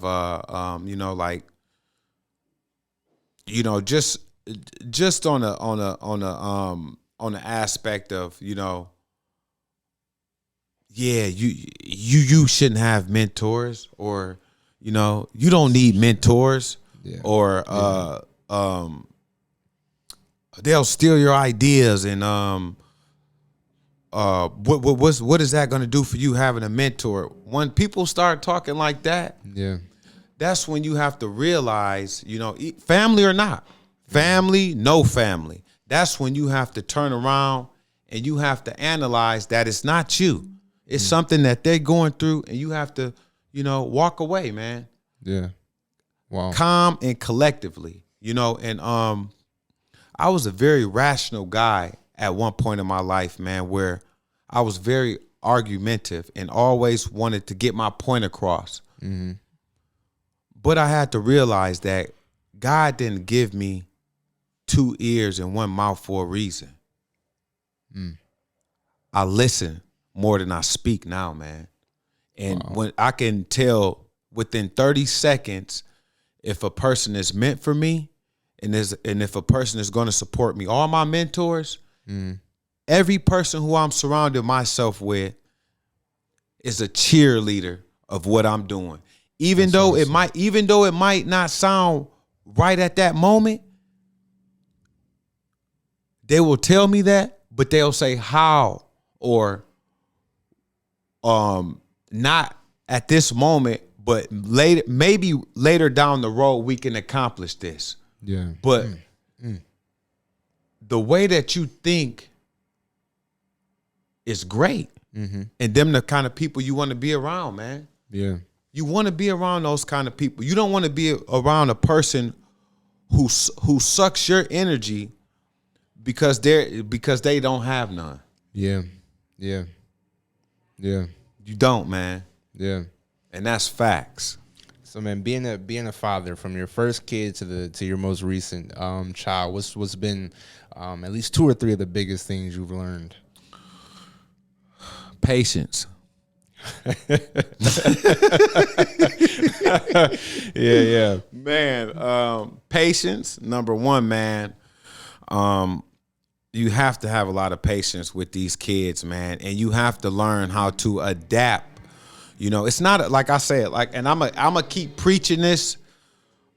I mean, because it's so true. It's not about me. It's not about what I want or what I think, or no. It's about that kid. It's about my daughter. It's about my son, how they're feeling at that time and why they feeling like that. Yeah. And you have to learn how to adapt to that and grow with them. Mm-hmm. On the aspect of not trying to fight against them, because you're not them. They think differently than what we think. Mm-hmm. These are new generational babies, man. They're very emotional now. Their skin not as thick as ours. So you have to learn how to adapt to that. Yeah. You have to learn how to, you have to open up yourself to them. That's what I had to learn as a dad, and Because I used to do a lot. I used to get frustrated with my son because he used to do a lot of crying and, a lot of, and it's a boy. I'm like, man, what? What you crying for, man? You know what I'm saying? Right, so now I had to learn, how to take a different approach about it, because, my dad, like, man, what you crying? Man up. You know what I'm saying? What you crying for, bro? So now, these kids is built differently, man, with a lot of emotions, and they wear their heart on their sleeve. So you have to learn to adapt to that, but at the same time, you could teach them those kind of things, that toughness, But there's a time for that, if that makes sense, So, So I would say is patience, man. You have to have patience with these kids nowadays. That's number one, because the instant gratification will never work. I'm going to say this. So every expectation replaced with gratification. Every expectation replaced with gratification. Absolutely. Break that down.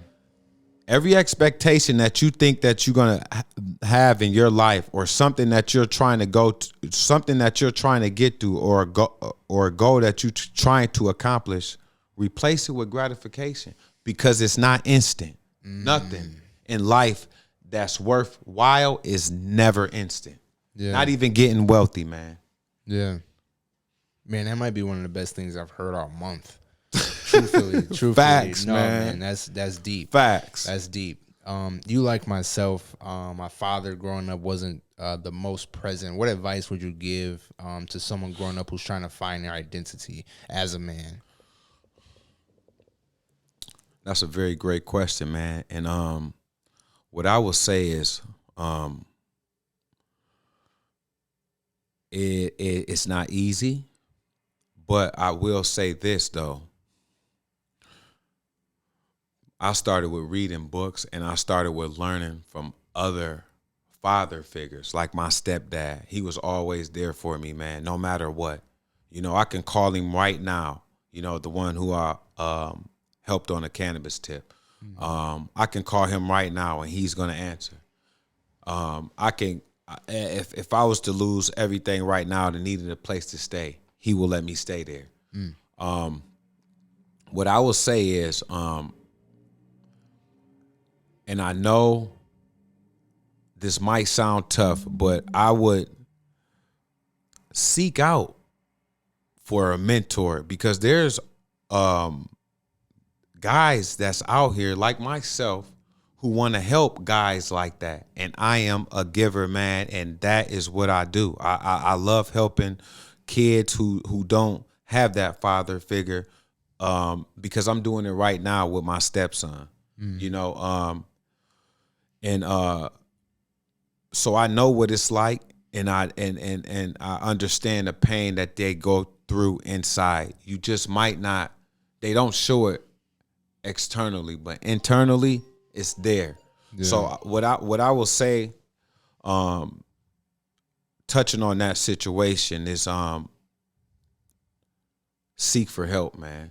Don't be scared to open your mouth. If you don't know nothing, talk about it to somebody. Go talk to somebody, because there's always somebody who's willing to listen and want to help. And that's the thing, man.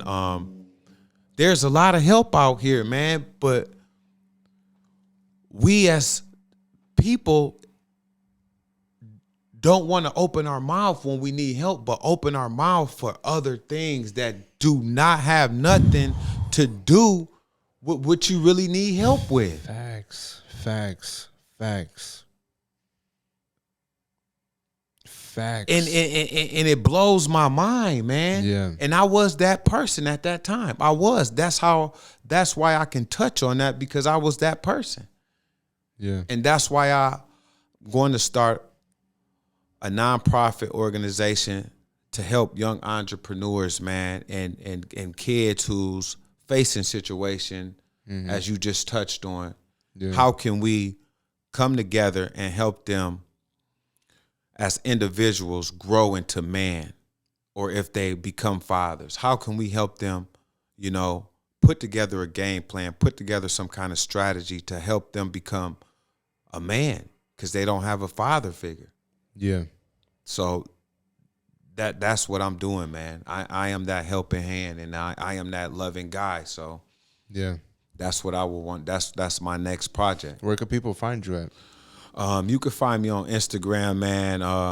Cornell _ Maurice. LinkedIn, Cornell Fairley. I got my landscaping company on there, my cannabis company on there. Fairley Estates on the way. We working on our first project right now. Yeah, man. I got a lot of young entrepreneurs too that's gonna help me build this this foundation we're trying to put together for the young entrepreneurs as well. Yeah. So if someone couldn't find you and they were looking for a mentor, what piece of advice would you kind of give them on the search of that? Because I know so often, especially nowadays, mentorship gets thrown around as one of those words, and it's catchy, but people can get over on you if you don't know what it is you're looking for in a mentor, or if you can trust someone, So to touch on that piece of an aspect of mentors, as a mentorship, you first of all, there's intake questions that I'll go about asking as well, and I want to make sure you qualify, and I want to make sure that you're serious about taking the steps of being mentored as well, because I don't want to waste my time and your time. You see what I'm saying? And I put a lot of time and energy into pouring out to someone to help them become, somebody that can affect the community, and in the state as well. So I really think that like I said, you can find me on my my social media pages, but there's as far as the mentor aspect, I go through intake questions, and I really get to know you before. I want to get to know you before we take those steps into mentorships, because I have a lot to offer. Yeah, especially absolutely. Especially on the aspect of the knowledge that I can give an individual. So yeah. I have 3 questions I'm gonna wrap with, and these are super quick. Okay. But before I ask those, man, what's next for you? I know you said you want to open up the nonprofit. You want to get into that. What's next for you? Oh, so what's next for me, man? I'm trying to expand CCARELAWN services, man. I'm trying to expand it in my city where I grew up from, Ypsilanti, man. I'm trying to build a franchise there. And yeah, because you got the burbs on lock. Yeah. I'm trying to man, I'm trying to get into my next city is going back to Ypsilanti, Michigan, man, and going down there and talking to city council and what could I do to impact my community. And I want to hire guys from there, man. They don't have to go to school, and I wanted to see, can we implement some kind of structure where if they did want to go to Washtenaw Community College and get some kind of agricultural degree or a forestry degree, they could take a next step in becoming that manager and helping out the community with tree work and any kind of educational piece that they would like to do, man, to soar, become an eagle, and CCARELAWN services, because there's a room for everybody. And, I'm building this, I'm building my business off love and I can tell opportunity of growth, man. I'm not trying to just, like I said, I don't care much about numbers, because the numbers are gonna if you got the right set, if you got the right team and the right oil machine and the right system into place, the numbers is not it's very very simple to handle.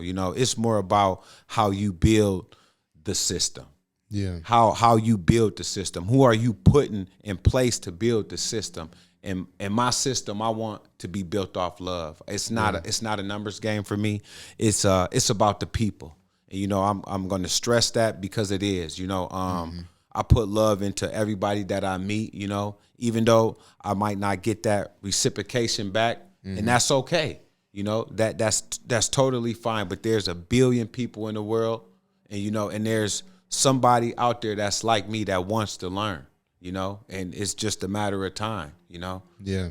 Until until it happens. So I'm not worried. That's one thing, you know, I don't do is worry, you know. Worry causes diseases, dis-ease, you know, make you feel dis-ease, and worry, it doesn't do you no good to do that, you know. Like I said, if you got patience, consistency, and you persistence, and you have building a core team, and you have somebody that believe in your vision, like I said, if you got expectations, replace it with gratification, and it's gonna come. So. Yeah, that's awesome, man. Good luck and well wishes. And I do want to say this too. I've only heard one other author mention disease equals dis-ease, and that was Florence Scovel, The Game of Life and How to Play It. Have you read that book? Yep. Okay. Yep. I was gonna say it makes sense. Absolutely, that's a hitter. That's a hitter, man. Facts, man. I wish we had more time to talk about it. These last 3 questions, man. Have you enjoyed today's conversation? Absolutely, man. It was very fruitful, man, and I'm blessed to be here, man. You know, we both woke up, so number one, that's a blessing right there, and for me to even get here is just another blessing. So I thank my God, man, and almighty praise go to him for me to be sitting here chopping it up with you today, man. So absolutely, man. Is there anyone in your life who you would recommend to be on the podcast? Absolutely. I'd like to get my both of my mentors, Will and Bruce, on here to talk about the therapeutics and the holistic approach of cannabis. How especially how Will is impacting, you know, Michigan, New Jersey, Colorado. This guy is blazing a trail right now. And I will say, man, that I am very, very, very, very blessed that he's my mentor, and not just a mentor, but a friend and family member to me. Him and Bruce, you know, I known them for years, and I would like to get one of my good friends I went to school with. His name is Karan Gaines. He write books, novelties. Yeah, and he's an entrepreneur like myself, and he's doing some great things too, as writing books for the children, giving back to the community of Ypsilanti, and he's making some big moves too, and he not just doing it in the United States, he's taking it to other countries on that level. So wow, absolutely, really? Yes, absolutely, man. So, everybody you listed sounds like great people. Yeah, absolutely. The last one, can you help get them on? Absolutely. You know, once they probably see this, man, you post this and go live, they'll probably watch it, and then man, I can tag them in it, and we can set some times and some dates up to get things rolling, just like how you did me, man. So absolutely. Man, I appreciate that, man. Truthfully, yeah, absolutely. This has been a great episode, man. Thank you for coming out. You know it, man. Seriously, man. Yes, sir. Ladies and gentlemen, Cornell Fairley. Absolutely.